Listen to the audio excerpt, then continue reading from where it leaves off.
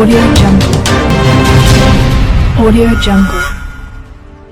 అసెంబ్లీలోనే బీసీఎల్పీ కార్యాలయంలో ఈ రోజు ఉదయం బీసీఎల్పీ సమావేశంలో పాల్గొన్న భారతీయ జనతా పార్టీకి చెందిన 8 మంది ఎమ్మెల్యేలు.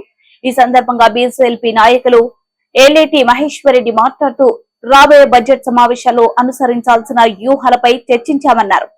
అలాగే ప్రభుత్వం అనుసరిస్తున్న ప్రజా వ్యతిరేక విధానాలను ఎండగడతామని తెలియజేశారు.